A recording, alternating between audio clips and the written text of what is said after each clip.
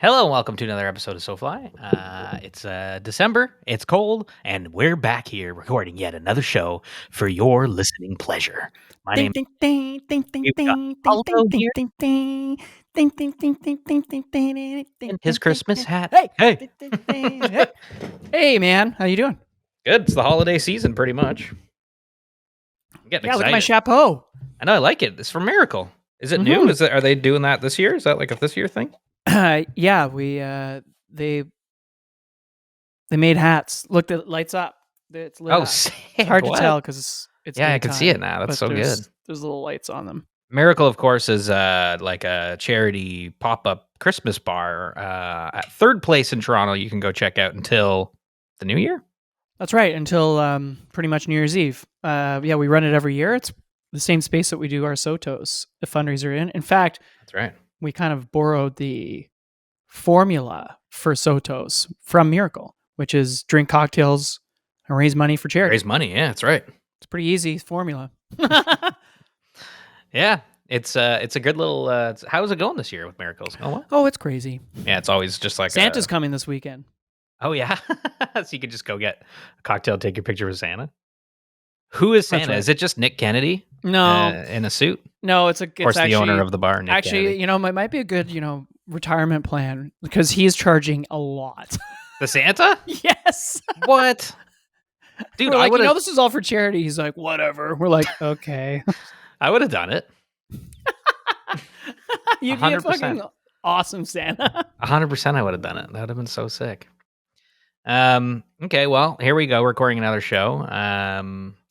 And we're excited because we had a really cool thing on to talk about today. We were talking to Brandon Dale, who, of course, is a fly fishing guide. He's a doctor and a fly fishing guide in New York City. You might have seen some of his stuff before with Fly Lords because he recently did an episode of Flavor on the Fly. Flavor on the Fly, which is that Fly Lord series on YouTube. And so he's a guide in New York City and actually takes people out to Central Park to fish carp, which is really cool. Carp in the Park. Yeah, carp in That's the park. his email. Yeah, it's crazy. And it's such a cool, getting to talk to him. We recorded this a little while back and getting to talk about, all that stuff was really neat. So, He was a really cool guy. And I thought it was a really, really interesting conversation. Then we were also talking about other parts of, I guess, it's probably the same thing when people think about Toronto. Like, I didn't realize that, you're just hopping on a train gets you, access to trout streams like in less than 2 hours from Manhattan, And then obviously I knew the striper fishing and all that stuff and in the harbor and stuff. But yeah, like it's pretty cool what he's got going on down there. And then of course the carp in the park is hilarious. It's amazing. It's so good. It's like such an interesting way to fish and way to guide. And I mean, just getting to talk about it was cool. I really want to go down there and do this with him. I think this would be super. Oh man, and be have super a couple fun. cocktails. Yeah, exactly. Go have fun exploring New York City and then go fishing because in the show you'll hear him talk about all kinds of fishing opportunities in and around New York City. So it's a great chat. But before we get into the show, why don't we talk community updates? What's going on in our world? Well, there's we're recording this on December 13th. This comes out December 15th. So if you're in Ontario, Toronto, Southern Ontario, Drift is having a Fishmas party called Santa Clauser. Which I thought was very funny. Super fun. It's kind of actually a reveal of a new part of the store. Yeah. There used to be a business underneath them, and they took over that space, and I think they're going to move all the fly tying stuff down there. Such a sick idea. Which will be great because Drift is an awesome store, of course, but the storage is at an all-time low, and since they're they do so much online sales, a lot of the back stock is on the floor. So it's kind of tight quarters in there sometimes. Yeah. So this will give them a lot more room, and they can do more classes. And Awesome I don't know idea. if anybody's been watching, following along, but Chris has been doing an awesome job with the YouTube channel. Yeah, Like big time. they're really sticking to that. And yeah. Anyway, so the 28th of December at I believe 3 p.m. Let me check. Santa I'm going to be there. Clauser. Mitch is not. No, I'm going to be out of town. Unfortunately. What are you doing? Going to O-Town, going to Ottawa. Oh yeah, Ottawa. For the holiday break, see the fam. Stupid question. Yeah, I'll be there. Hanging out. Just hanging around. A stupid question. And yeah, so that'll be fun. I'll be there, and then there's going to be lots of activities and stuff. Muskoka Brewery is sending some tasty suds to wet everybody's whistle. They're going to be screening some of this year's the 2024 F3T films as well, kind of in the background Nice. for people that want to watch. And yeah, it'll be like new short like reveal. There's going to be some raffles and stuff. It's like Sweet. it's just a party. We're partying. 'Tis a party, holiday party. Yeah, 'tis a holiday party. What else we got?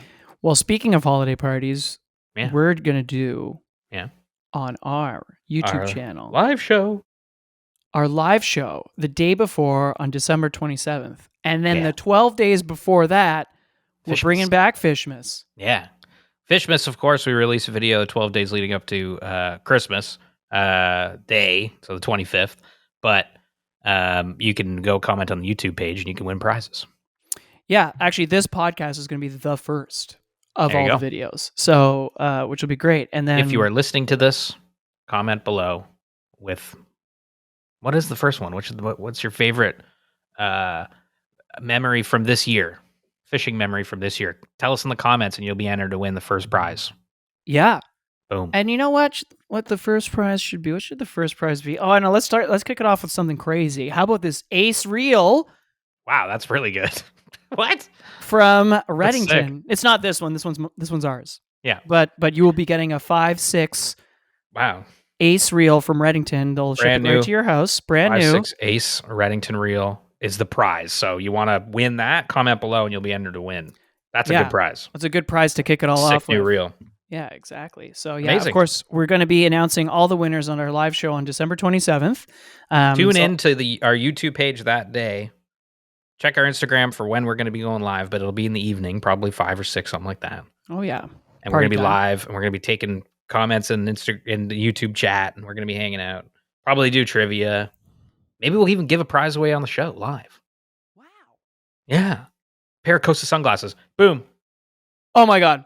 I just said it. You tune into the YouTube live, and you could win a pair of Costa sunglasses. Well, we are giving away a lifetime membership to Trout Routes as Bam. well Which is awesome. on the live show, which will be So really cool. We're going to have so many cool prizes to give away. We're going to have so many good prizes to give away. I hope I didn't like shoot too quick there and get too excited and give up Costa sunglasses too quickly. But no, you know what? No, I think that's perfect. I think that's going to be great. Yeah, why not? I mean, hey. Yeah, but we got 12 days of Fishmas, 12 days of prizes. We got to like spread them out. But hey, yeah. So every day we're going to be announcing, the new video on our Instagram, on all our channels, really. Yeah. But you got to watch on YouTube and comment on YouTube, and that's how you're going to be entered for the daily draw. And then we're going to be announcing the winners on our live show on the 27th. And Mitch is going to give away prizes, and we're going to do fun stuff. Yeah. We're going to have trivia. We're going to do all kinds of stuff. Tune in. It's fun. We do it every year, and it's a blast. It's so much fun. I'm going to have some tune in. eggnog. My dad will show up and mess everything up again like last year. Yeah. Knock the backdrop down. Will Ken knock over the back. He'll be in the chat with 5 different YouTube personalities. Cud Muttley and all these things. Oh, man, that was so awesome. Will Frankie eat me during the podcast? 27th. Was it 28th, right? 27th. 27th YouTube. Okay. Yeah, 27th our live show, 28th the next day I'll be adrift for their party. So it's gonna be Merry Fishmas. Amazing. All right, what else we got before we get into this interview? Oh, that's it really. Okay. We'll see you in the new year after that. let's jump into it then. This is the show with Brandon Dale. Hope you enjoy. Here's Brandon right after these words. Brandon Dale is a biomedical researcher and medical student in training. He's also a part-time fly fishing guide for Carp in New York City Central Park seasonally. He also does pro bono work as a hunting guide seasonally in New York State. He got into fly fishing when he was an Eagle Scout, working at a high adventure camping and kayaking base, spending 7 to 10 days on the water guiding new folks through the basin. The camp, called Swamp Base, wanted to add fly fishing to their arsenal of educational topics. So they hired an instructor to teach the guides how to cast. And ever since that moment, 12 plus years on, fly fishing has held a special place in Brandon's heart. He grew up in an outdoor family in Louisiana. He's got photos of himself being held in his mom's arms as a 6-month-old baby, trying to grip a Mickey Mouse fishing rod, while his dad fished on the bow. So yeah, from an early stage, there was something unique about fishing that made him want to do it and keep doing it.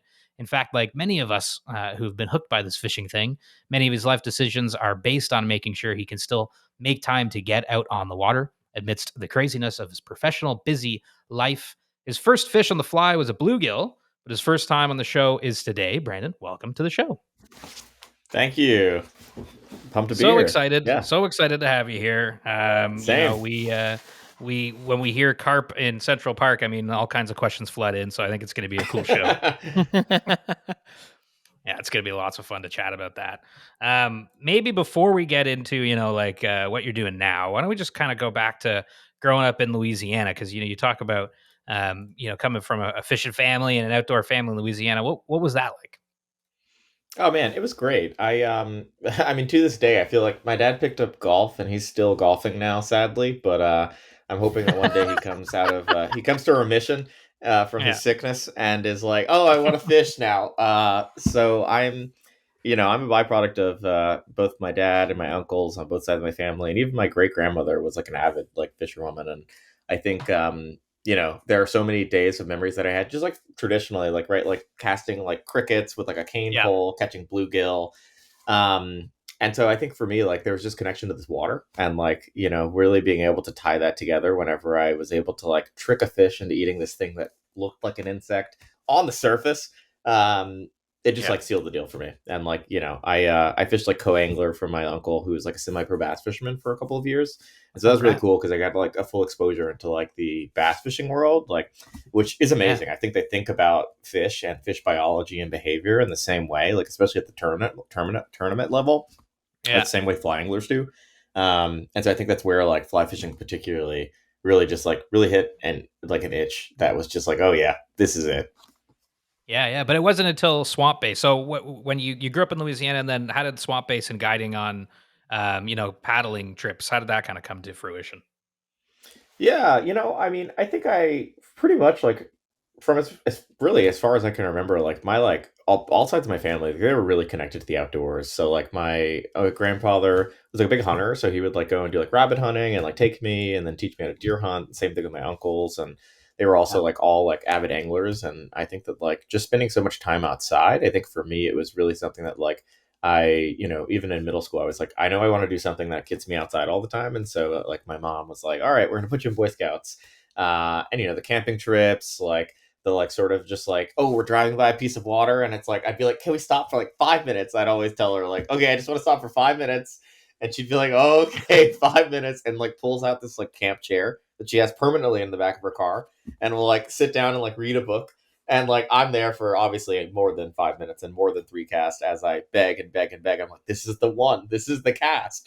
yeah, It Um, always is. it's the last cast, of course, always. But yeah, so I think there's just like that like ethos. I think really like embedded into me that like I knew I needed to like be outside like for a significant portion of my life, and basically towards like the end of my high school career, I was essentially looking for like summer jobs, and I was like, okay, what can I do? And there was this new high adventure base that was started up through the Boy Scouts, which is called Swamp yeah. Base. And so essentially, it's this like they have an equivalent like out in New Mexico, which is like a film. It's called Philmont. It's like a hiking and like sort of like backpacking area all around like the sort Okay. of desert and like high alpine of New Mexico.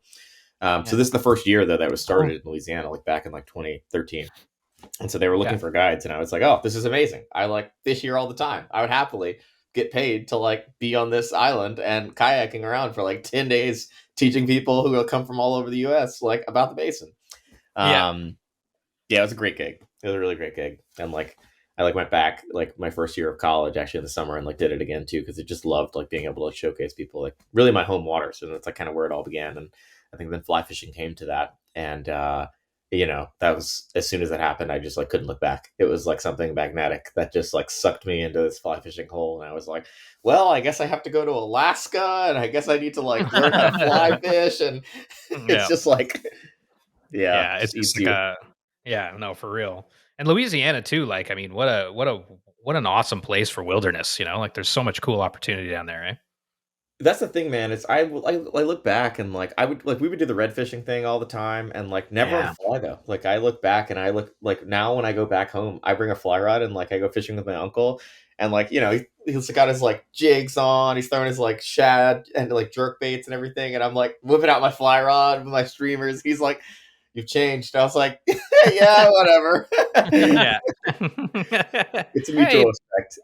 Oh Yeah. man, Mitch and I have a deep love for redfish. So, but we never got to Louisiana, not yet. But Not yet. yeah, we're big redfish fans. So yeah, Oh man, we they're get it. fun. They're Oh, yeah. bullies. So cool. Yeah. Yeah. Do you get back to Louisiana often?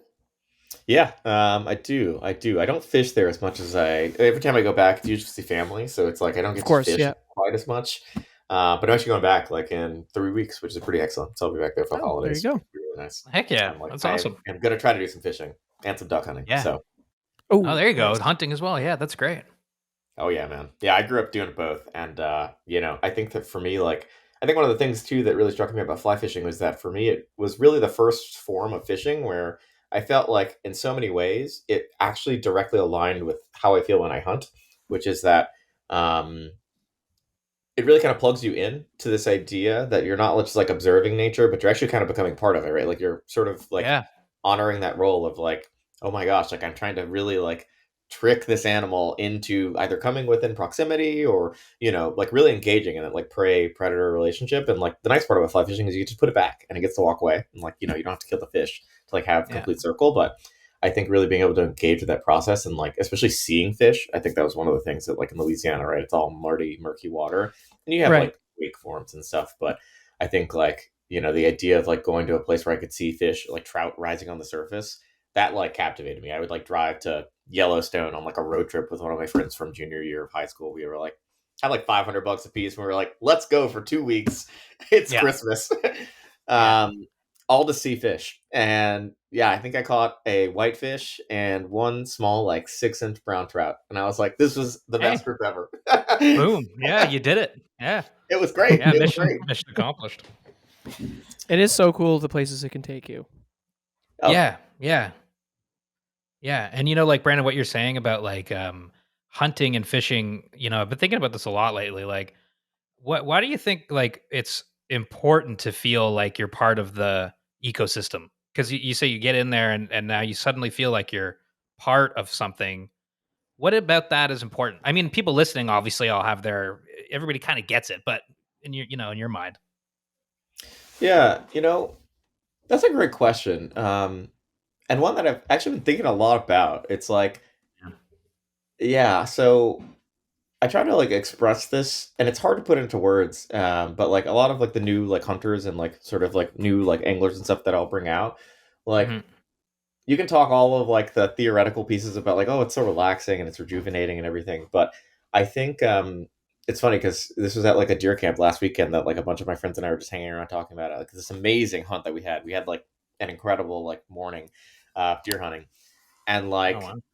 He was just like I was talking back and forth with my good dog hunting buddy Tim, and I was like, I really hope that like the people that we're taking out and like mentoring and like showing how to do all these things and like really trying to give them the skill sets to like pursue these like passions, like feel what we feel now. And he was like, yeah, man, like we are literally driving off instinct. And I was like, I think that's actually 100% true in a lot of ways. Like I think in all of your decisions, like I think if you look at our evolution, right, like we've evolved to have these big brains that like inhibit us and allow us to discern and like logic ourselves through things. And I think there are very few things that put you into this state where you are really just relying upon like something that doesn't even feel like a decision that you've consciously made, but that you like have an inclination to or towards, and that's instinct. And for animals, right, that's all they have for most of the time. And like oftentimes they win. Fish instincts oftentimes outweighs our intellect as humans. Every time I decide to fish on like a surface fish feeding on like fucking 20 somethings, I'm like, okay, it's whatever, it's small, it's too small to catch. But it's like that thing that's very difficult for us to describe. But I think that like being able to touch that, I think for me, it really just like grounds me. And I think there's like an inevitable like grounding that I get like once I really kind of like either learn from a fish or learn from an animal, regardless of the outcome. It's like that process of being like both humbled and also changed, I think, in a way. Like every experience that I have, I feel like I come out slightly different. And I think that there is just something so human about that element, to like really just kind of like Right. have yourself be like laid bare, like to whatever the environment and whatever the animals will have for you. And I think that's really special for people to experience. And I think it's sad that not many people get to experience it. And so I think that like having more opportunities for people to get out and really like tap into that. Because it's not for everyone. Like some people like feel it and they're like, wow, oh, that's powerful, it's too powerful, I'm gonna stay away. Or Right. they're like, I need to do this every day for the rest of my life. Yeah. um, Yeah. and work is in the middle. And so I Yeah. think just really being able to like tap into that thing that kind of just like reminds you that you're human and also like an animal. Reminds you you're human. That's interesting. I like that. It reminds you that you're human. Makes you feel human. Like there's something really cool about that. Yeah. Yeah. I don't know. It's one of those questions that I don't know. I'm thinking about it so much, and I What do think you people think? thinking Yeah, about it. what's I'm not sure, to be honest with you, man. I don't really know. I think probably there's some truth to like the feeling human thing. And from my perspective, I get that exact same kind of emotion, and also what you were saying about being grounded in a reality that is happening outside of you is kind of nice, and like getting out of your head and being present in something that frankly doesn't care about you, and you know what I mean. There's absolutely. kind of something nice about that, but it is a hard thing to explain to people that don't get it, and that's I've just been thinking more about it lately. But yeah, it's cool. I love that. Well, it's like stimulating too, whether you want to say it's intellectually stimulating or not. It's stimulating to That's where the have all fun those comes micro, in. like you're saying, those micro decisions that you make.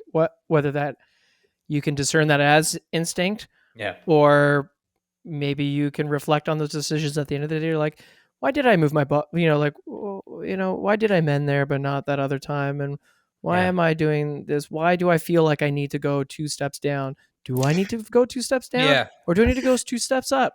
Do I really need to cast to the other bank, or It do I is need to, Oh, or should I fish closer?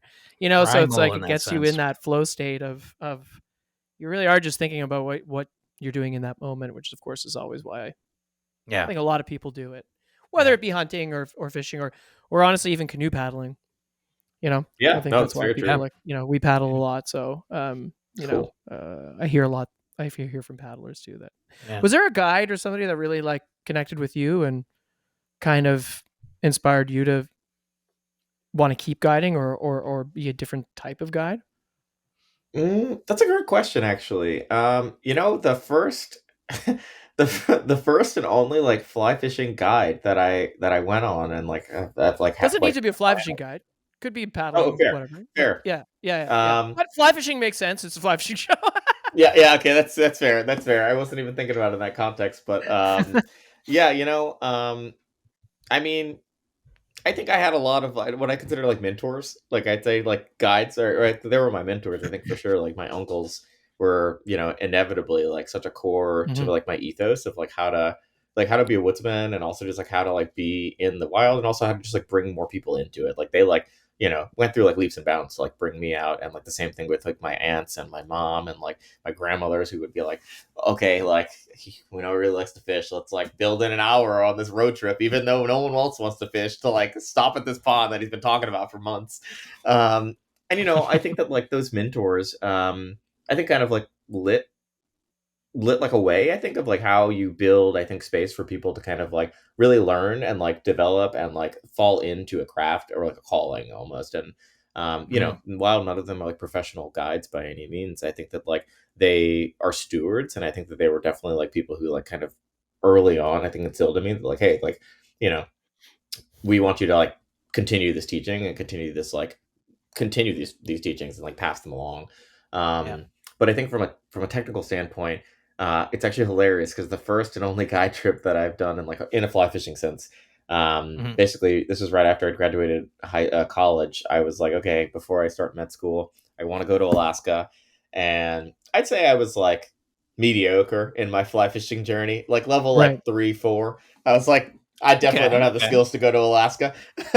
um, but I was like, I experienced like backpacking and like, camping and stuff like that. So I was like, well, whatever. And like I could fish, like I could feel like I could fish non-fly, like be fine. But I was also like very stubborn and hard-headed. So I was like, you know what? I'm gonna go for 2 weeks. I've got time. Didn't have a job at the time, and it was between like med school. So I was like, I'm gonna go 2 weeks. I'm gonna fish with a guide for the first day, and then I'm gonna fish solo. And that way I can like learn and then apply the skills And man, the guide was amazing. His name was D-Ray David. He's still out there. And I remember like it was crazy because I went into this like fly shop in Anchorage and I was like, oh yeah, I'm guiding with D-Ray. And they were like, D-Ray. And they were like, how'd you find D-Ray? And of course, I spent like hours, months, like looking up because this was also like before like Instagram even. So like I was like Right. emailing him off of this like janky website that was like, is this spam? And it's like, hey, I'll meet you at this place on the Kenai this date, like months in advance. And he's like, yeah, sounds good. Took my money online. I was like, all right, cool. And so we meet up. And the craziest thing is that like, you know, basically it was like fishing with my uncle, like straight up. This guy is like big, huge black guy, like maybe like 250, jacked, was like a linebacker, just like my uncle. And I was like, wait, this is awesome. And of course I had like looked him up and stuff like that. But like Right, whenever I of course, walked yeah. into this fly shop, they were like, wait, you're fly fishing with D-Ray? And I was like, yeah. They were like, what are the odds? I was like, there are no odds. I obviously looked him up. And like the fact that I was like, this could be like fishing with my uncle. And it's hilarious because, like, I mean, it really was. I feel like it's just like we just really had a great time. And, like, I think I learned so much about fly fishing. Like, all my reels and rods that I brought, like, because I came from the bass fishing world. So, like, I still, to this day, like, all my reels, I will strip off and flip right hand retrieve. And I actually do think it's better for fishing carp in general and big fish. I think it's like more people are naturally right handed. And so I think, generally speaking, it's nice to have your crank be your dominant hand. Yeah. So I strip all my reels that way, though. But I had no idea that was not convention. Like on a standard fly reel that comes, you buy it, it's left-hand retrieve. So he's like, what the hell's up with all your reels? And I was like, what do you mean? It was like the Spider-Man meme, like, one of us has got to change. Yeah, exactly. But yeah, man, so I just learned a lot. And I think he was like I don't know, I think he definitely was like, from a guide perspective, I was like, damn, like, it took me months to find this guy. And I was like, it's pretty cool. He's like a long-term Alaskan, and he's out here in the backcountry, Cool. just like, hanging out, like doing his thing. And you know, flash forward then like 6 years, 6 years after moving to New York City, I was kind of like, you know what, I need to do this. And there were other reasons that fed into that too. But I think for me, it was like being able to see that, like, oh, like, you know, D-Ray's out here guiding people in Alaska. Like, why can't I guide people here in the middle of New York City and Manhattan? So I think he was definitely a very, very definitive moment and point where I was like, oh yeah, like I can be in the fly fishing industry. That's cool. What brought you to New York City? Yes, this was a good segue. Yeah. Grad school. Yeah. So I was here for both med and graduate school. So basically school, more and more school. Okay. And decided like you're just gonna stick it out in New York City. You like New York City now? No, so it was interesting. Like, so I went to undergrad in Rhode Island, and so not too far, like 3 or 4 hours away. And it's funny because this carp story wraps back. I'm a yapper, so you got to cut me off at some point. But basically, You're good.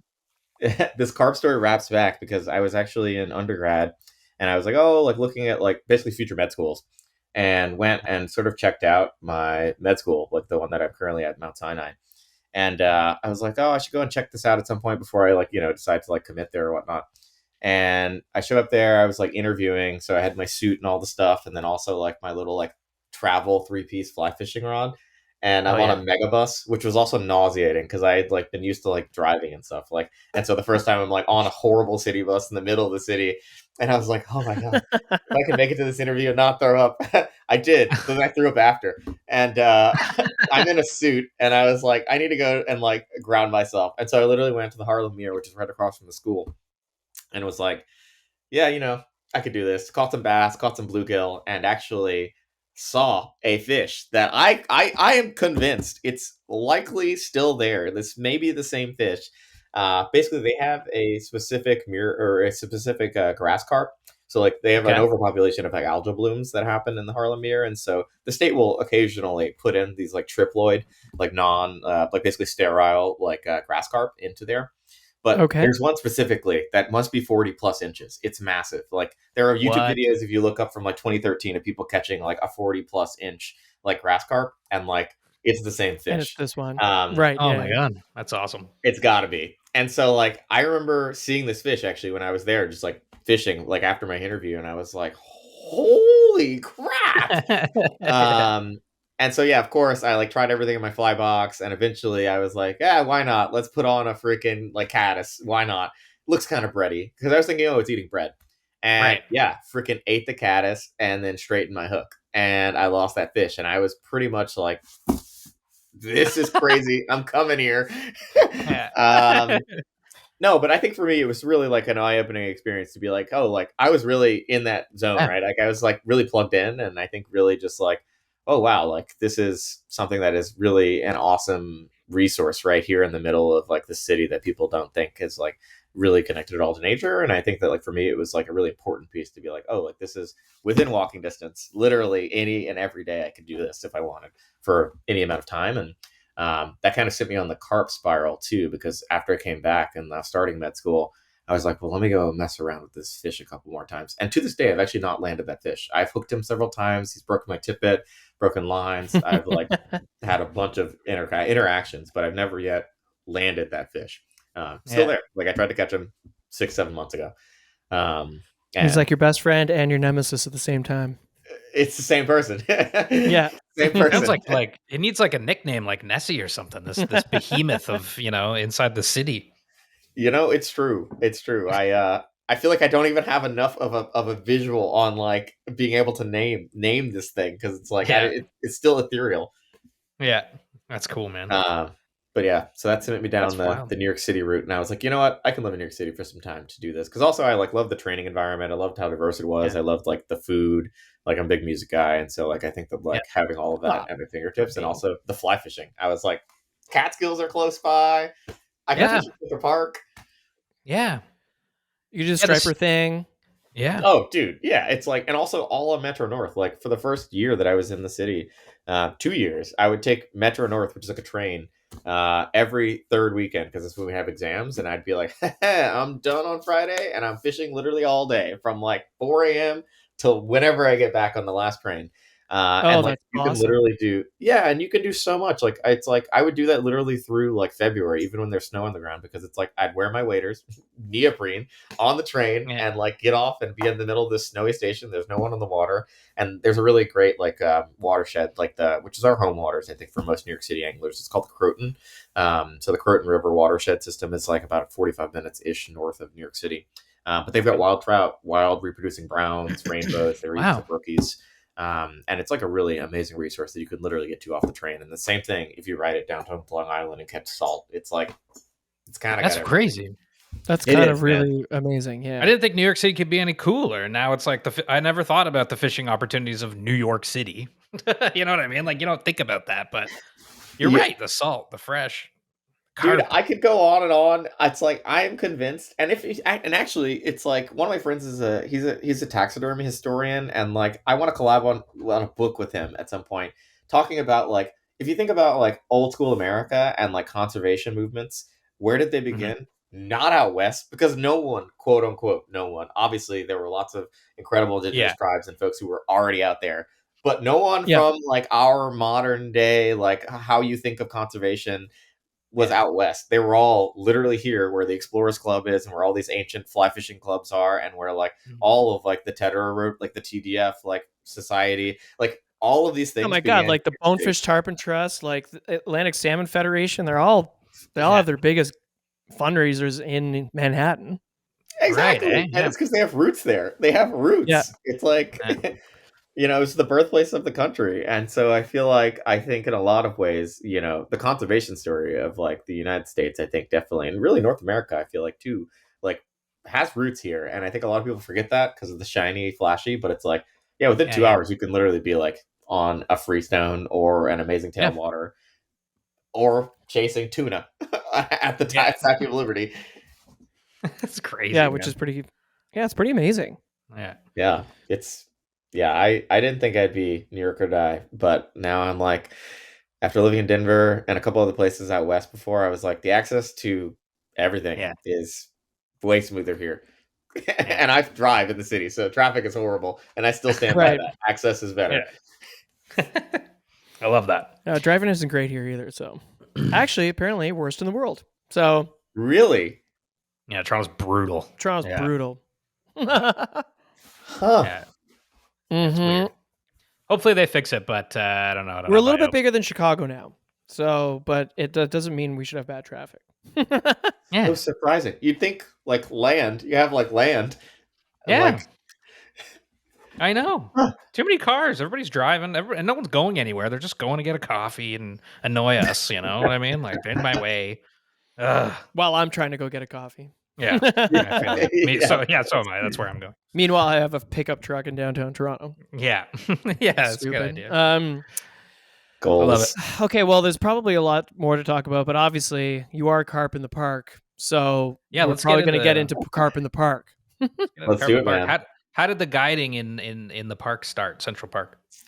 Yeah. So basically, this was like about 3-ish years ago, a little more than that. I think even before then, like 5-6 years ago, I feel like I was like, okay, I feel like I kind of figured the game out after about 2 years of like actually fishing for carp. I was like, okay, I got to tie on these hooks because otherwise they get straightened out. I got to tie these patterns because otherwise I get rejected. I got to fish at these hours. And so I had a kind of schema like a couple of years into the whole, like, basically just going to fish for me, like, after work, exams, etc. I was like, okay, this is really fun to go and like whale on a fish that's going to bend my 8-weight like a toothpick. And like be home by like 7:30. And so like I think from that, basically after the pandemic, like I was like bringing a lot of people out. Excuse me. Oh, you're fine. And I do a lot of like just like through like the various organizations that I'm associated with, I do a lot of like sort of just like volunteer work and also just like exposure to like fly fishing and like hunting and like all types of fishing. But like for me at the time, like carp fishing always kind of felt like something I just did personally, and I was like, oh, this is something that I really like and I really care about. And like it was also hard. It was very challenging. Like they're like not easy, and I think it's one of the things that I kind of really appreciated because it was like I never really knew like maybe I'll hook one, maybe I'll land one. 25% that will come together. And like I think something about those odds, the fact that I was like sort of being challenged on a fishery that like is literally 10 minutes from my house and is also in the middle of this giant like concrete jungle, was really, I think, just like rewarding, and also just like something that I was like, dang, like I gotta I gotta share this.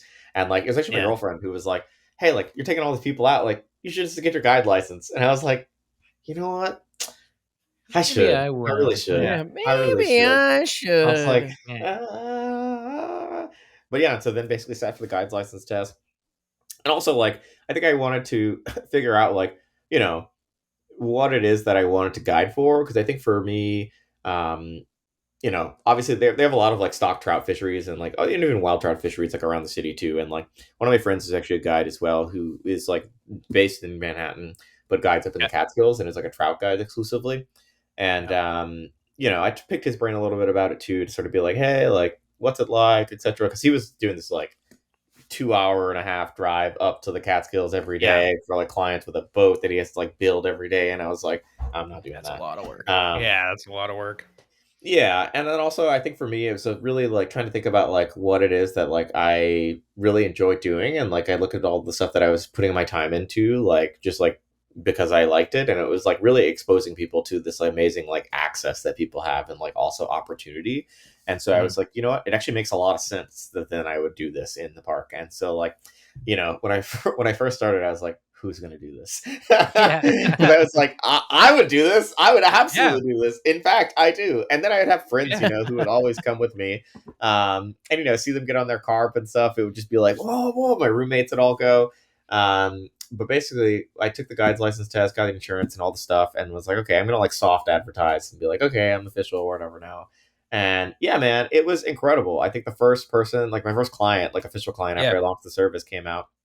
We hooked like 5 or 6 fish, like, and yeah, it was heartbreaking. Like lost one like in the net. Oh my god, it basically counts stuff. But really just like exactly. But also I think that like one of the things that I really like that really touched me, I think, is like after that experience, like he was like, oh, like I feel like I learned so much way beyond carp fishing. And I think for me that was like really touching, and I was like, wow, that's like a really powerful thing. And that's like kind of the idea. It's like, people come and fish, and it's like obviously I want them to like learn how to catch carp and like the techniques and skills that people can do. But I think there's also something really unique about being in an urban fishery. There's something really cool about being able to like walk out of your backyard literally and like challenge yourself and like also engage like in a meaningful way with nature. And I think for me, being able to like open that door for people, especially for folks who like maybe can't like afford to like get out on like a Catskills weekend or whatever, Yeah. or who just like don't even think they can do it because they're like, oh, like I don't Yeah. think I can fly fish or whatever.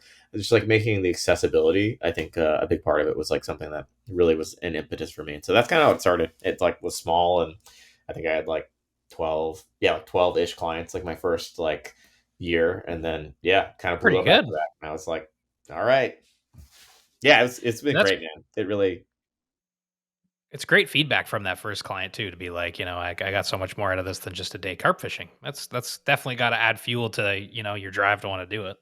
Oh, for yeah. sure. Oh my gosh, yeah. And like, all my clients are great. I honestly love just meeting new people too. So it's like I think one of the things when I first started is I was like, oh, like I thought about my experience like traveling, and it's like, oh, if I came to New York City before I lived in New York City, I was thinking like, oh, if I was like going to, I don't know, insert Boston or something, and like I had some time to kill, like what would I want to do? Oh, absolutely, I want to go and like catch these giant carp in the park or whatever. And so I was Yeah. really more thinking that this should be like tourists who are like there, who like their families are on like Saks Fifth Avenue, and like Yeah. they want to go and like catch fish, or like people who are like I never thought people would actually be coming to the city to do this. I was like, oh, it's like Yeah. going to be like a byproduct or like a bycatch. And I also didn't really anticipate locals. A bycatch. Um, and I yeah, exactly. Hey, but I Hey, also nice. didn't really anticipate like so many people who have like really been trying to catch carp, who were just like, look, I've been trying and I want to like really get into it. And I'm like, oh wow, Yeah. this is like really awesome. And like I gotta give credit to where it's absolutely due. One of the reasons that I came to New York City too was there's this guy named Bill Henry who wrote it wasn't originally just a forum. It was like Fishing the Great Lakes of New York City. And it was literally just like a blog, like a long form blog. And like this guy's like robust and has like, oh, like I caught this carp on this day on this fly on this pattern, and it was like, oh, this is Wow. so cool. And like I Yeah. remember reading this back in like 2010, and I was like, oh, Right. that's cool. And like I would just like hawk his forums. Yeah. And flash forward now, I was like, "Wait, that's absolutely nuts!" And like, he fly fishes for everything else too. He's not just a carp guy, and Yeah. like primarily like not a carp guy. He like lives on saltwater fishing, but he wrote this book though, fishing and detailing all of these ponds all across New York City. And that's for me. I Oh, was like, "Oh my god, like this is incredible!" And so that was like an impetus. We're even applying to Sinai initially. I was like, "Well, they have water, which is great," and it was from seeing his blog post, and now it's a book. And it's funny because I gave a talk at Orvis in New York City a couple of months ago, and lo and behold, the one freaking seat that was empty, the guy who walks in as I'm about to start talking, Bill freaking no Henry. way. I was like, What? oh my god, it's like meeting your idols. Yeah, that's Oh, that's incredible. awesome. Yeah, it was really cool. So we're gonna go fishing together in spring, which is gonna be pretty epic. Oh, And Oh, sick, that's dude. so cool that you get Yeah, to yeah. yeah, like. it really was like he was the person, because like I would remember I would go to his forums and stuff and be like, like let me see, because like there are all these, there's so much water in the city, and I think that like literally it's taken him, he's from New York and it's been here for like 50 years plus and hasn't fished Yeah. all of them. He's like, yeah, this is like, I wrote this chapter from some of my friends who have like fished there because I've not gone, and I'm like, there's so much water you could literally not cover it all. And It's wild. Damn. yeah, being able to sit down and exchange with him, like after this talk, we like went to a bar and just like he pulled out his fly box. I was like, "This is awesome!" Just like stage It's wisdom. such a good moment. You're just like, yeah, Yeah, having a pint in Manhattan with a guy. Been writing about Inspired you. fishing for carp. Yeah, that's yeah, cool.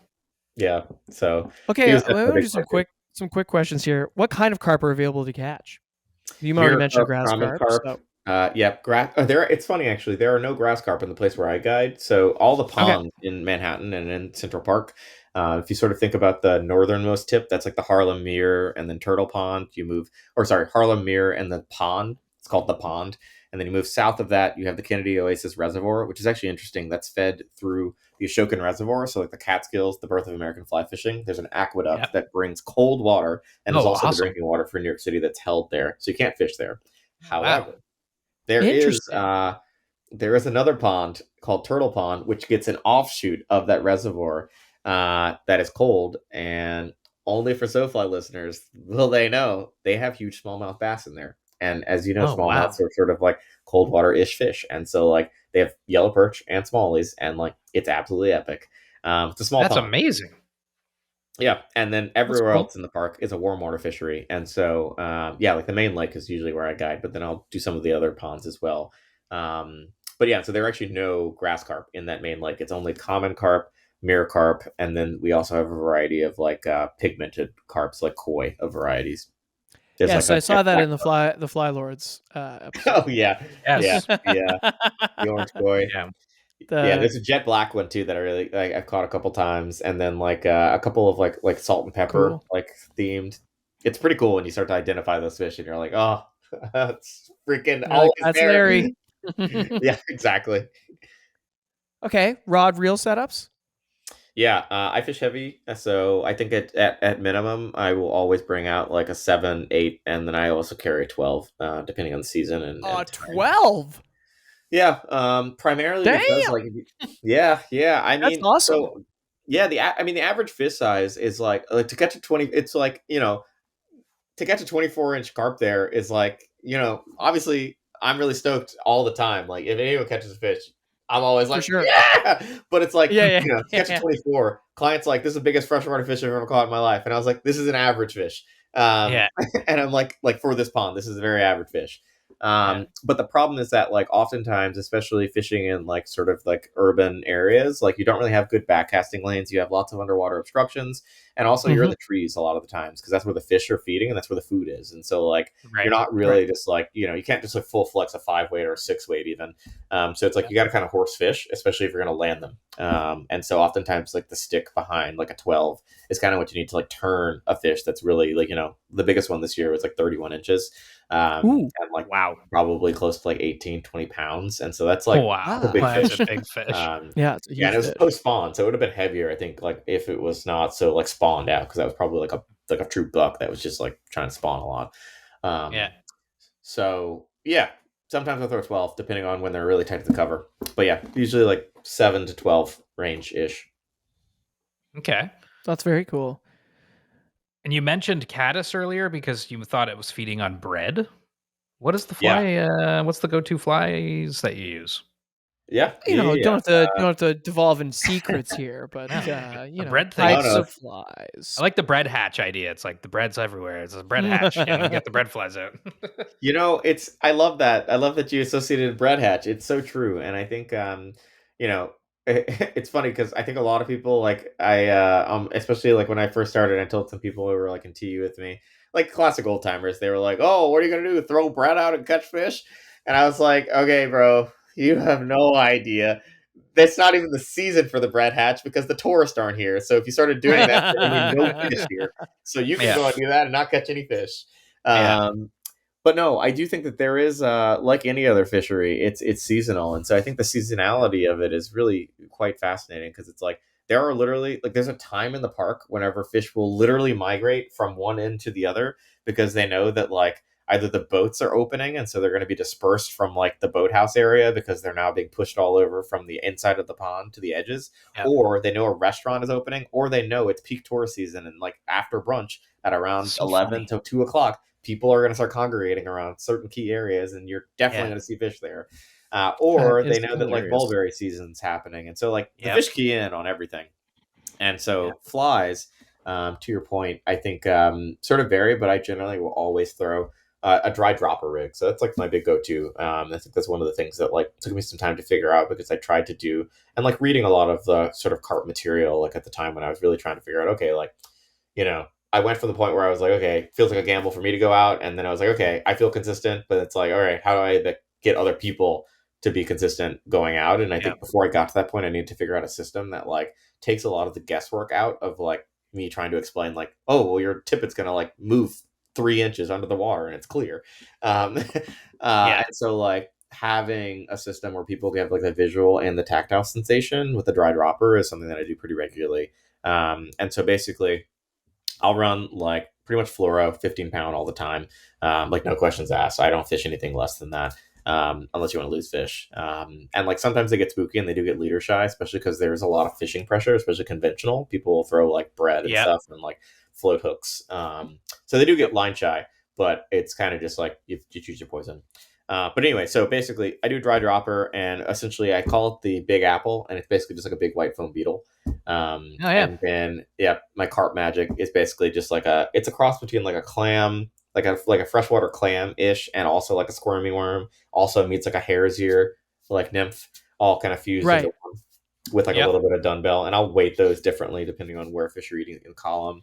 I'll fish Cool. egg flies sometimes too. Like if they're spawning, I'll fish egg flies. Yep. Mulberry season, I freaking love mulberries. It's like the best Yeah. time of the year. It's the most wonderful time of the year. Seriously, if I Yeah. could do mulberries at It's the Christmas, most wonderful time. Is it because the fishes really turn is. on? Oh, dude, Oh, it's insane. It's Mitch, Yeah. dude, like you should go when mulberries are happening here. Like Mitch lives, like we've got a couple rivers flowing through Toronto. One is called the Humber River, and Mitch lives pretty much on it. Yeah. Dude, mulberry season, you should go to your stretch of the Humber there and watch what the carp are doing. It's wild. Yeah. No, I did last year, and like right against the dam where you can't fish, there was like, I swear these fish were 100 pounds. I was like, that's not a carp, that is a whale. And it's same in they, Ottawa. Like when the mulberries used to happen on the Rideau, you would literally see you. And I remember being a kid throwing the berries in the water, and these huge fish just like "Bleh," and eating it. And I'm like, what? So yeah, dude. I guess that makes sense that it would be rad in Central Park. I'm telling you, man. It's if I could only do one hatch for the rest of my life, it's the mulberry hatch. Like That's awesome. hands Oh, down, there you go. hands That's down. awesome. Yeah, it's also crazy though too, because like they really will select on I'll type different colors because oftentimes they will select for like the ripe berries, right? Because there's higher sugar content versus like the Yeah. small like white berries that are not like as sugary and sweet, and it's Oh, like it also gives them more time to pick for that because there's more air in it, so it's going to suspend higher in the column and sit on the top of the surface a little longer than like the tightly packed like yeah. unripened berry that's going to drop fast. But like sometimes you have the dry Yeah. dropper berries, and it's like, oh fucking god. But yeah, man, it's a blast. Yeah, the berry scene is fun. The berry scene is really It's just fun. such a And then creative, like unique fishery in that sense, right? Like you're thinking about berries and how different berry flies can exist in the water and attract fish. It's like that's so unique and creative, you know? Instead of entomology, you're studying pomology. Yeah. hey, that's Pomology is exactly the it. study of fruits. I will Pomology take it. or pomologist. I will Pomology take is the it. study of fruits and their cultivation, including fertilization, growth, harvest, and shelf life. Boom. Okay, that's actually excellent because there is also some cottonwoods, and they do eat cottonwood seeds too. So I technically, Oh, I don't know if cool. it's the fruiting body technically, but Yeah. um, it might So be it's so actually. interesting. Yeah, so lots of different forage, but they will eat insects too as well. Like I've thrown midges on occasion. I hate that when that happens, but Yeah. have to do it sometimes. So Yeah. kind of depends, but yeah, I feel like one of the coolest parts about fishing in the park, and one of the big reasons why I was like, this is why people would do this, is because the surface activity is actually so much higher than any other carp fishery I think that I've been to. So I fish carp from like Interesting. basically Maine up like down to Louisiana, and like Yeah. have fish carp all between, and like yeah, I found very few places that have such an active surface oriented carp scene. Um, and I think traditionally how you fish for carp is like, for the European style, right? You'd go and like throw a campaign, like bait a place for like weeks Yeah. and hope that fish are like using it regularly. Yeah. And then like hope that you could recreate the scent that they'll take underneath your surface.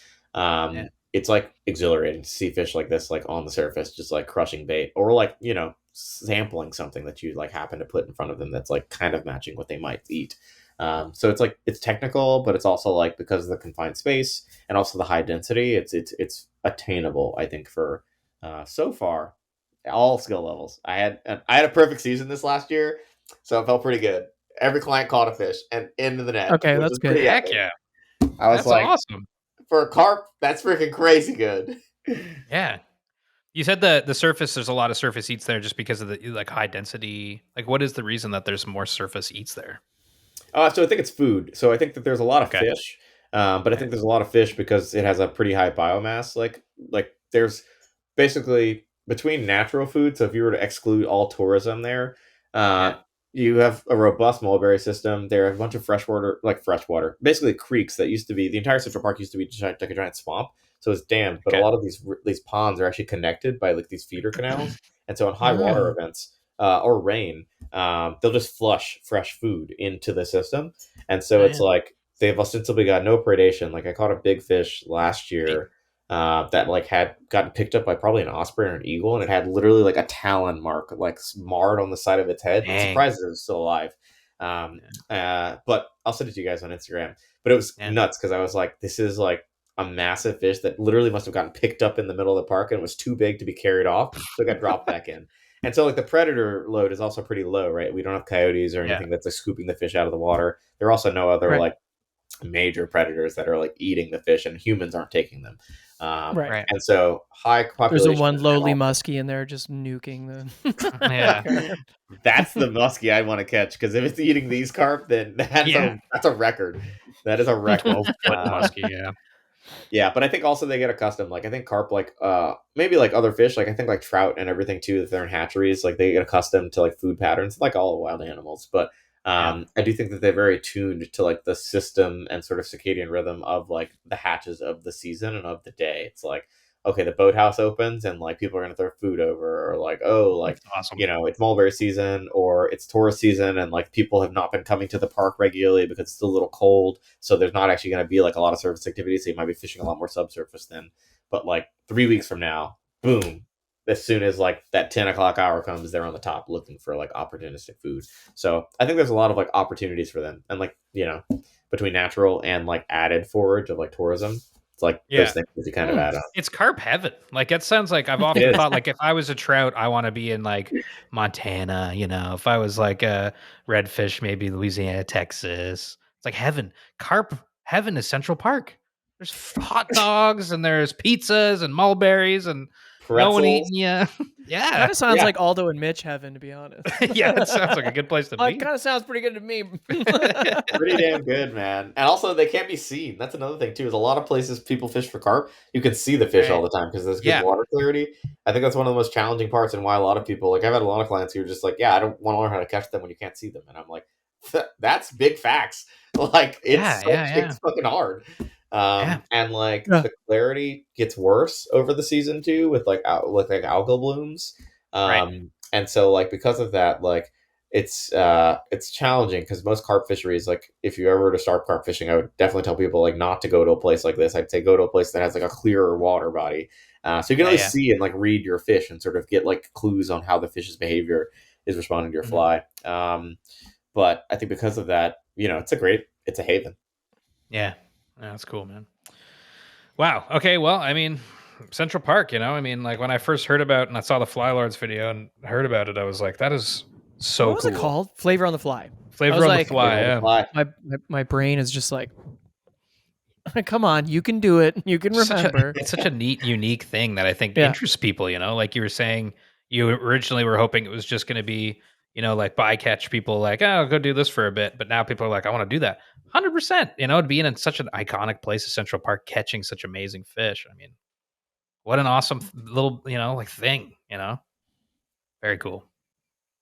Yeah, it's been a lot of fun. It's also wild too, because I think one of the things I didn't appreciate as much that I now like so value is like I didn't expect, like now, you know, when I'm like walking around there, if I'll do like 2 or 3 trips a week, I didn't expect to have so many bystanders be interested.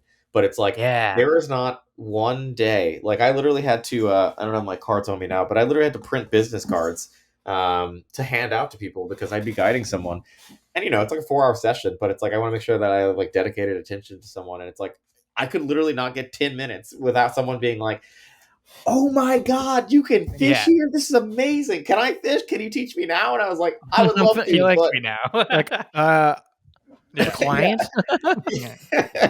Yeah, you're like no. And so like I think that's one of the things that's really cool too, because I just get so many stories. Like I think that like you know, so many people want to connect with nature in New York City, and I think that's one of the things that I really feel like that I get to like witness every single time I'm out, because like even whether it's me or I'm guiding someone, it's like so many people have this like visceral response to like, oh my gosh, like, oh, I remember my dad used to be a big angler. Oh, I remember like we used to go like a family trip, and like people would like, we wouldn't catch anything, but we'd like go, and it's like these stories of nostalgia and like connecting to nature. It's like people are like, they see that and they're like, oh my God, like I can do that. And it's like, it's cool. Like I've like met like 70-year-old like women who are investment bankers who are like about to retire, who are talking to me about how like, yeah, like bought a house in Montana and they fly fish once when they're out there, but like they should probably come try it at some point here because it looked pretty fun.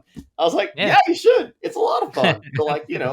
like tech bros who are like, I've never fly fished forever, but I like want to come and catch a carp. And I'm like, that's Yeah. cool. So I think the diversity of clientele and just like folks who are like in the outdoors and thinking about the outdoors, like, and also like it's super international. Like I think that like there are at least 4 languages every single time that I'm out there. And I think that's a really cool thing because it's like I've had people who are like, "Can I take a picture?" And I'm thinking they want to take a picture like with us or something, and it's just with the rod, them and the rod. Yeah. Yeah. Like I fished. I'm like, Look, I did went it. to Manhattan and I fished. Yeah. exactly. I'm like, all right, well, this guiding thing bombs. I guess I could just stage photos. I was gonna say, like, yeah, if you have a cancellation, you can just bring the rod to the park and just like collect $5 for every photo you take. Yeah. Did think It's about it. like it's such a good point though, like the fishery that you have and the visibility of what it is in nature and people understanding that these special creatures live in this place. Like I wish people could go to the Humber near our house and see what a steelhead is and the fact that it's in that river. Because it's like people I feel like don't know and they see these fish, they're like, what the heck is that thing? Like it's like, exactly. bro. Yeah. Yeah, it's like they're here every single day, every single season, all the time. Yeah. You're visiting. It's like it's a wild thing. It's a wild thing that like People in a don't city know. this big, you've got migrating fish. Yeah. That's People don't know. awesome. That is swinging for steelhead in the middle of Toronto. Yeah. And People you can don't do know. it. You can take, like you said, you took the train, you can take the subway. Yep. Yeah. You can take It's the just- subway, Sounds like subway I made a pit steelhead. stop. That's Yeah. man, that's awesome. Subway steelhead. special, That's but- like Yeah. But like that's what's great about the carp too. It's just this idea that people are seeing it, they're being exposed to it, and that's a good thing, I think. Yes, for sure. Yeah. call it rewilding New York City. That's like one of my long-term missions. And I also like that. rewilding people. New York City specifically, but I think rewilding. Just like, there are wild things all over us if we're willing to go and seek them. We need it more and more. Like I think it's becoming clear. So yeah, that's great. Okay, we do this thing every show, Mitch's Fishy's 5, where we ask every guest the same 5 questions. So we're going to ask you them now. Okay. They're kind of That's just right. five more questions. 5 more questions, broader fishing questions. So the first is, what is your favorite fish and why? If you had to pick a favorite fish, what would it be? Wow, that You can also is do fresh awesome and salt. A lot of people do fresh and salt. It's kind of cheating though. No, I'm gonna go the salter. And if you don't know, do you know what a salter is? No. It is a sea-run brook trout native to Massachusetts, Rhode Island, and a couple of the New England states. I'm sure they have them actually on the Canadian coast as well. Like New Brunswick probably has some salters, but they were popularized and named salters, I think, in like New England. But it was my very first brook trout. I have my tattoo of it because they're an incredibly wild fish. But it's a standard size brook trout, but it literally goes out to the ocean every year and turns silver like a steelhead and comes back and lives in these like saltwater, freshwater, brackish estuaries, and then goes into these creeks that are so overgrown you have to fish them like with like downstream like feeding line like 50 feet in front of you behind a bend, and you can't even see, and you just feel the streamer take. And they're small, so but like cool. they get colored up like steelhead, and it's absolutely my favorite fish. That is Salters. crazy, and they're small, yeah, but no, I they was go to just the looking them up. ocean. That is Salters. so wild. Salters. Sea run brook Yeah. trout. Wow. That was my like fly Dang. fishing. That's the fish where I was like, oh yeah, this is it. Yeah, This yeah, is Well, it. I can definitively say we've talked about sea run brookies before, but no one's ever said it's their favorite fish. That's I don't remember talking about that. This is like feels like the first time I've ever heard. I have a bad memory. So everything's really amazing all the time. And right now I'm like, salter? Hey, That's a there's cool some answer. novelty Well, in we've that. never heard them called salters. Sorry, I'm like, look at this. I've got like a string of like fucking egg. I'm about to tie a bunch of egg Just flies. eggs I'm in. just Hey, nice. fiddling Yeah. around with this. Never heard the word salter before, but yeah, we've talked about sea run brookies, Mitchy. That's a very cool answer, though. No one's Very ever cool said that answer. before.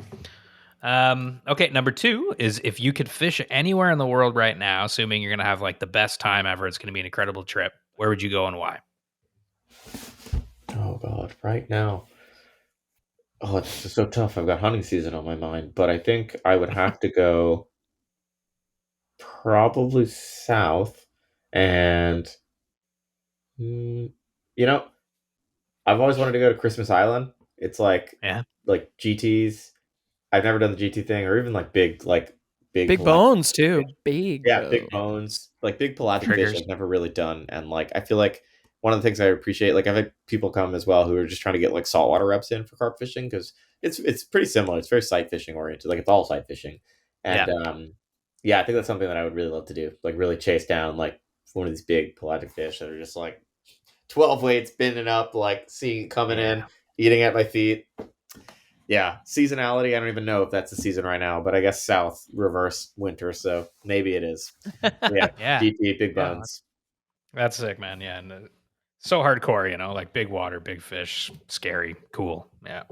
Yeah, I'm like favorite fish is a small brook trout, but I'm like I would go and do that if I could go anywhere and have success and be like it's gonna be epic. Yeah. Yeah. That's the one. Oh, I for feel you. sure. Okay. Number 3 is, what is one of your best or favorite fishing memories from over the years? Oh wow, that's an impossible question. Yeah. Man. Oh my gosh. I think we have one person say, like, I don't know what. I think it was Tom. Tom. Tom Rosenbauer was like, I'm not Tom. answering that. He's We're like, like, "I'm not answering." okay, whatever. We're like, all right. Thanks, Tom. Honestly, that's It's a great kinda Tom response. I was Yeah, like, it you is. took my answer. I'm like, shit, man, that's such a tough question. It's usually the first Um, thing that pops to your head or something. yeah, I think of the story of like the first story that I always, that did pop to my head and that always comes up is the first time I went mousing, and it was just like electric. Like I don't know if you guys have done the whole mousing thing, but it's pretty popular Yeah. here, like on the East Coast, and yeah, I mean this was like 5 years ago. Like, yeah, just an epic night on the mouse. It was like every single cast you just heard, shoo, shoo, Oh, man. shoo, and you're just like Oh, it's shaking with awesome. adrenaline the entire time because you're just like, oh, and it's Yeah. like, yeah, I mean, it was like a bunch of grown men turned into like 10-year-old boys, like Yeah. they're on the river at 2 a.m, like just like on a moonlight river, Ah, and so just getting cool. devastated by brown trout on ice, and it was awesome. Man. Yeah, that memory is gonna sit fond. Best day ever, I don't know though, because I've had some pretty good carp days. I've also had some really great brookie days and some awesome salter Yeah. days. Yeah. Yeah. There you go. But I yeah, like no, that. mousing's great. That's great. Mousing's cool, man. That's yeah. Okay, number 4 is, why do you fly fish? Why do you fly fish at all? I'll keep this short because I think I've covered it, but the Touched connection. on it a bit. Yeah. Same way.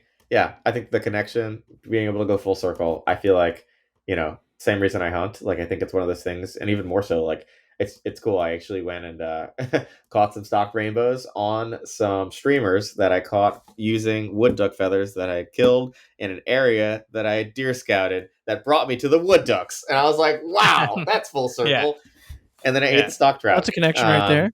Yeah. But yeah, I think it's really all just about going for full circle, man. Like I think it's being able to like really understand the animal, because I think when you understand something, like you care about it, and you care about something, like you're gonna like fight to protect it. And I think for me, like this idea that like we're not just like after fishing, but we're really like, trying to get back and protect this environment for like more people to come and really expose more people to it. I think is like really like a motivator for me. And so I think like I fly fish because I want it to be around forever, and it's like that connection, that like flow state, that like zen that it Yeah. gives you is just, yeah, it's hard to beat. It's impossible to beat. Yeah. Yeah. Agreed. Okay, number 5, Mitch 55, is, what fly pattern best represents you and why? If you were a fly, what would you be? Not what your favorite fly is. No. What fly would Maybe you it's be? your favorite fly. Maybe, You know man, it's what? crossed. Honestly,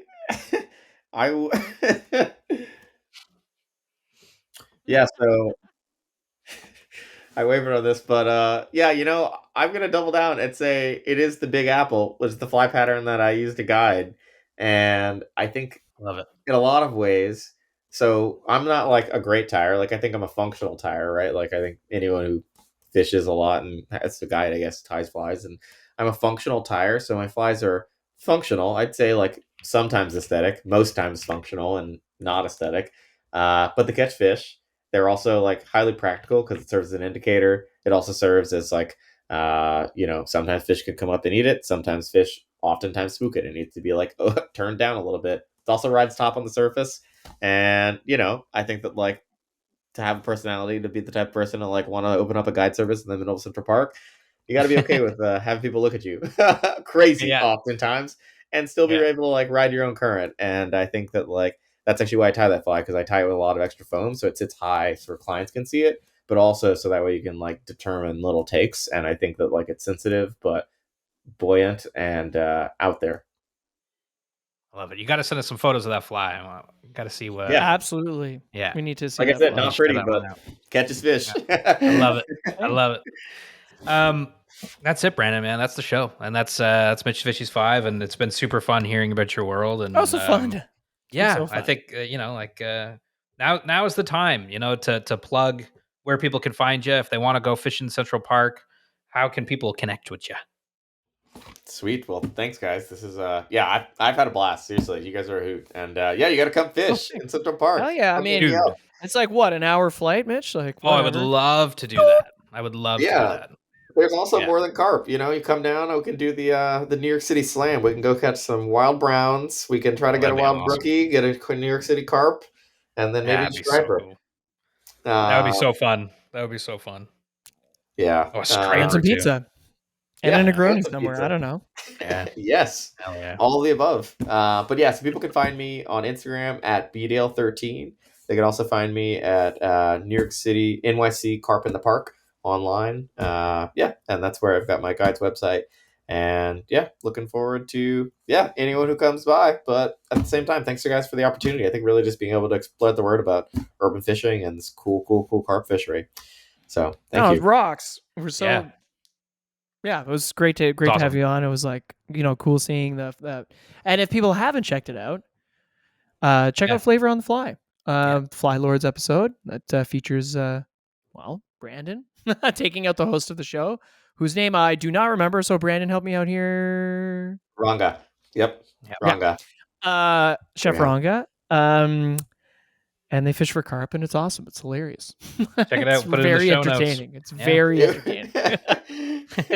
Yeah, that was epic. I had it's actually crazy. This is off cuff, I guess, but I had a relationship with the boat manager of the Loa boathouse, so that's why we could like literally like launch these boats, and like it was amazing because I got to take like 8 clients on there, but then they had new management come in, and so I'm like in the process of like renegotiating my like access to boats because they were like getting basically.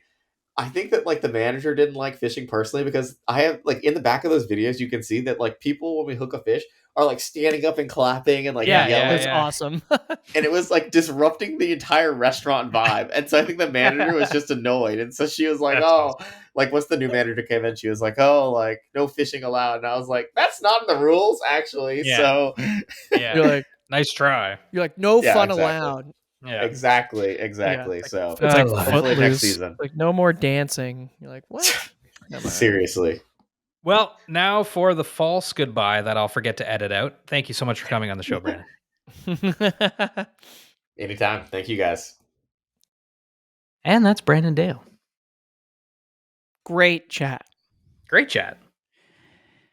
And of course, people won't know this because we weren't recording, but it was fun to talk about New York City in general after we stopped. We were talking about our favorite bars. Yeah. That was nice. I won't bore everybody with that anyway. I won't bore you with that. But yeah, it was fun chat. It was cool hearing about Brandon and New York City. And you're right. We should just go. Like, it's not like it's far. We could drive there. Well, I could fly there in like less than an hour. Yeah, that's true too. Yeah. But yeah, we could drive. Yeah. Imagine if we like did the Home Alone thing and we like just because Christmas is around. If we did the Home Alone 2 thing, we just stayed at the. Is it the Ritz? At the plaza. The plaza, across the street from the park, and just like. Yeah. Took the elevator in the plaza with our fly fishing stuff. That'd be funny. Like, going to catch some carp. Make sure there's a martini waiting for me on the way back. I love it. Well, let me tell you something, Aldo. Uh-huh. It was a fun chat. It was a fun chat. Now, What has Do- happened? we talk about Well, what has happened? Well, I'll tell you what happened. how was your chat at the Hamilton Fly Fishers? Nick, aka Salmographer on Instagram, joined me in Hamilton on December 10th to chat to the Hamilton area fly fishers and tires. Yeah. They have 120 members. Isn't that cool? Wow, that's a big club. Yeah. That's crazy. It rained like it was a crazy storm, so only about half of them showed up, but that still was a lot of people. Yeah, that was the night it was we fun. had that, yeah. They had a Christmas fly tying competition. Yep. Like everyone had to submit a fly, and then we didn't know this before showing up, and then Nick and I had to judge it. What? Sick. What were some of the flies like? It was like, well, one was like, the most likely to be an ornament, the most likely to actually catch a fly, but they all had to be kind of Christmassy. This one person actually tied a fly out of, like, they made a Christmas tree fly out of pine needles. Was it cool? Yeah, it was actually really well done. That's awesome. Yeah, so that was good. It was really fun. Everyone was super nice. They gave us a beer. It was great. Nick used to live in Hamilton. Yeah. So and he almost joined the club. So I think a lot of people knew him. So that was cool. It was good to have him there. It was actually it was nice that he could to join us. Obviously he's so passionate about fishing in the north. Yeah. Which is what the whole talk was about, was fly fishing opportunities in Northern Ontario, from the DIY to the bougie. Yeah. Yeah, to the fly in. That's cool. I'm glad it was good. Very glad. And how was everything? Have you been fishing? You went fishing recently. I have been fishing a couple times, yes. And how was that? It is not going well. No. Well, I had a great November, like in terms of like getting, we took the raft out a bunch of times. Yeah. We got a bunch of fish every time. Yeah. Which was really cool. Yeah. But December, I'm 0 for 2 in December, which is not great. Yeah. Fished locally here with Demesh and Shelley. We were swinging flies. And that proved to be fruitless. Yeah. And then, we just never got that rain that we needed. Yeah. We just went straight to Snowtown. And then I went to the Niagara River with David from Very Good Fly Fishing, which of course did you? Super fun. The day of the Hamilton thing. Right. I was like, I'm down there, sort of down there anyway. And then... and how was that? It was a bust? It was there was definitely a lot of Lakers around. Well, because a bunch of people we knew went earlier in the week and they just slammed. They had a slam fiesta. They did like five browns, like 3 steelhead, 2 Lakers, and a carp. Wow. And like when we showed up, there's it's a busy place. Yeah. But no one was really hooking up. Which when the guys using row aren't hooking up, you're destined for potentially not a great day. Yeah, that's for sure. We did hook one Laker and we lost it. We think it was a Laker. It was certainly behaving like a Laker. Yeah, big old beefy. Big old beefer. How should do, yeah. But it was nice to see David, that's for sure. And we had a beautiful day. Like that rain I mentioned came later on in the day, so it was actually really mild. It was like 7 degrees. Nice. And it was sunny for most of the day, and then anyway, whatever, doesn't matter. Yeah. That's okay.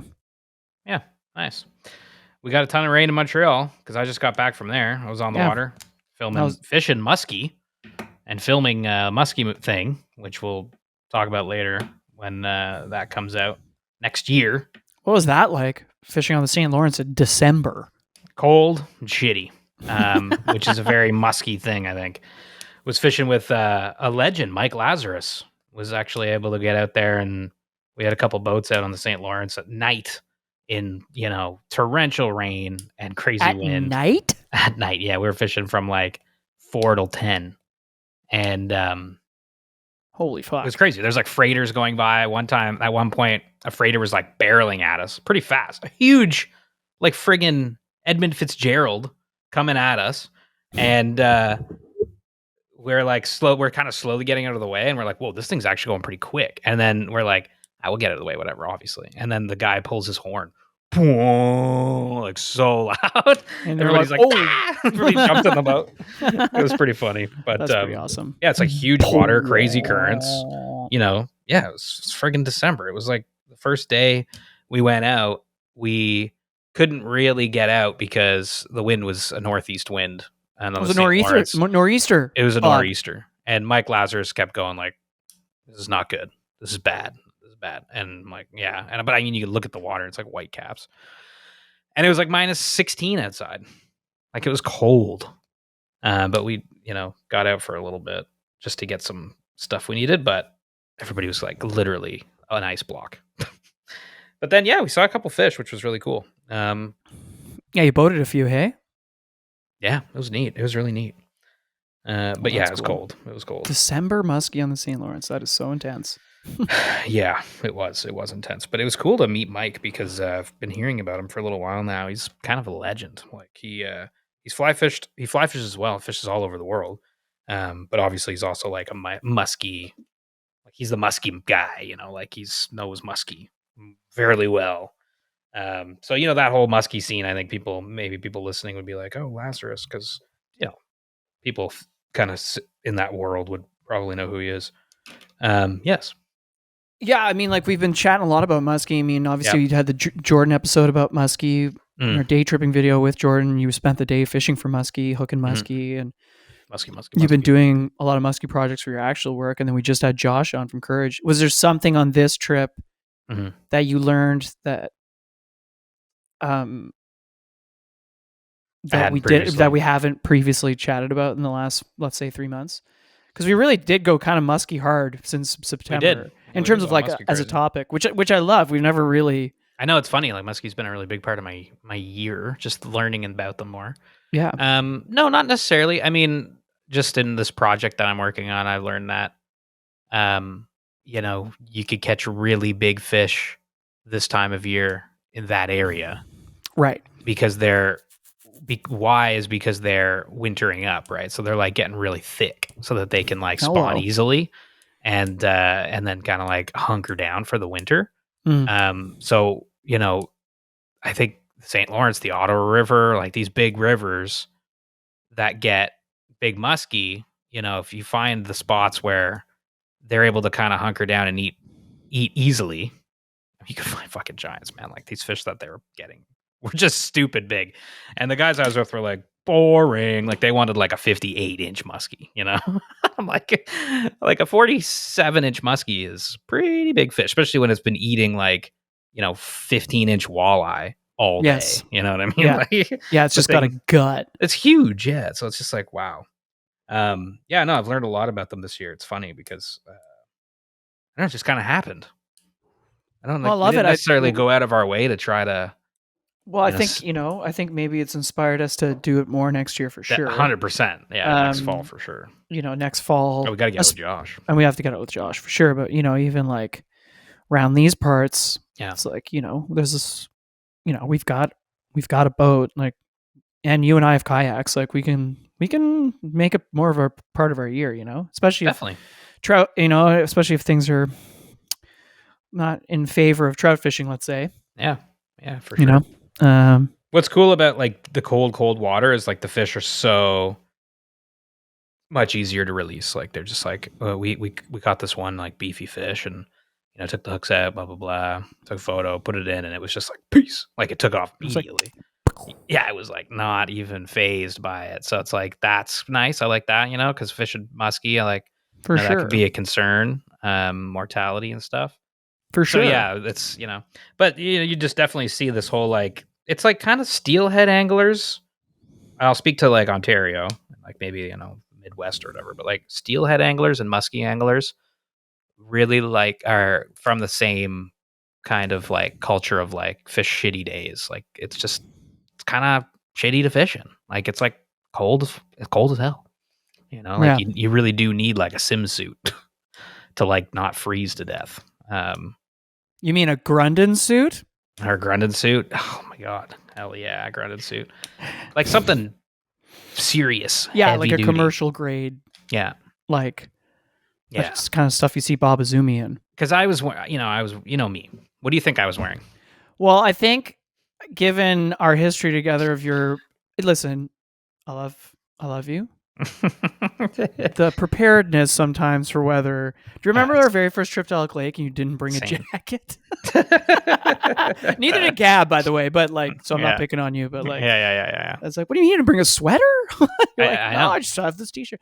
I think you were wearing jeans with no long johns underneath. Maybe your wading jacket, which of course is not insulated, and like a hoodie. That's what I was wearing on the last day, and it was actually a really cool night. Like that night was really neat. There was a fog. The day before, I had a Gap winter coat, so it was warm, but like but it was like pouring rain. I was completely soaked, and I did have my ice fishing bibs, but Oh, that's also good. not waterproof at all. Oh, right. So, but yeah, the last day I was wearing jeans, no leggings underneath. Jackie, my coworker, was like, "What the fuck? Like, are you wearing that out right now?" I'm like, "I'm gonna be good. I'm gonna be good." And I had like like one of those emergency life vests on. She's like, "Don't you do this like all the time?" I'm like, "Yeah." She's like, "What the fuck? Like, I'm more prepared than you." I'm like, "It's just what I do. I'm not prepared for anything." You're like, I have 3 types of cigars, though. Yeah, exactly. Yeah. That rocks. That rocks. Yeah, but I was like, okay, if we're gonna do this type of thing, like I would love to do that big open water thing. Would be fun. I'm going out with John Clip, Affinity Fish, in January. We're gonna do a day with nice. Paul Castellano. So I'm gonna. Oh man, you're gonna have so much fun with Paul. I just need like a better jacket for that. Yeah. Yeah, you're gonna have so much fun with Paul. Like, obviously you guys slayed that one day. Oh my god, we slayed. Yeah. And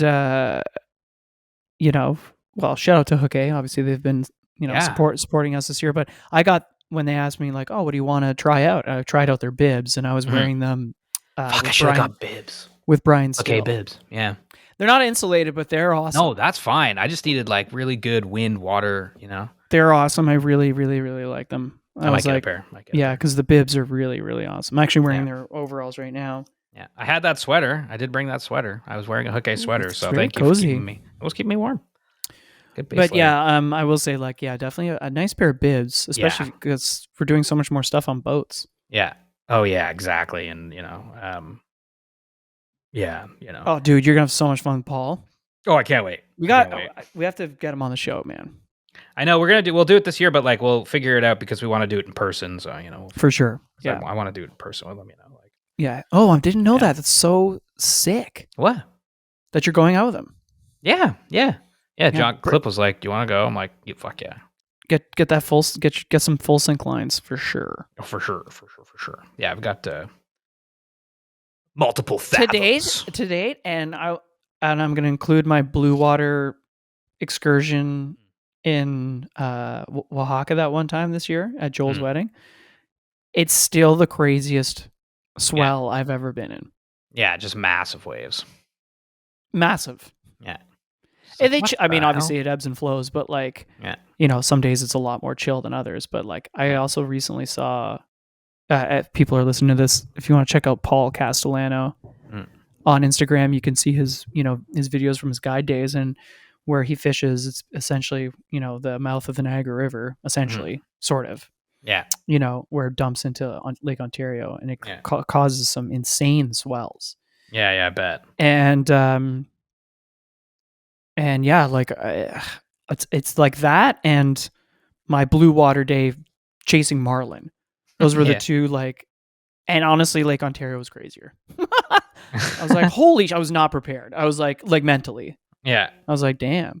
Because like those guys were like sitting down and he's like, yeah, you might want to like sit down while you cast. I'm like, why? And I'm almost like fucking got launched. And I was like, yeah, okay, I get it. Yeah. Oh, I'm gonna be a Clip. Like I'm gonna be ready to like, troll some Temu baits, the Temu spash. Right. Oh, we were casting flies all day. Oh, we'll be fly fishing for sure. Yeah. We were casting flies all day even with John Clip on board. Yeah. Hey, it's going to be Temu Pro staff. John's a great fly angler. Oh, yeah. It's going to be fun. I'm stoked for it. Very innovative fly angler. Yeah. He's not the most, shall we say, conventional, I guess, No. He's on the cutting edge of Temu technology. You've heard of fly fishing. He's Temu fishing. John, is that a 5-inch Rapala? A friggin' 3-weight. I'm slamming brookies. John, no.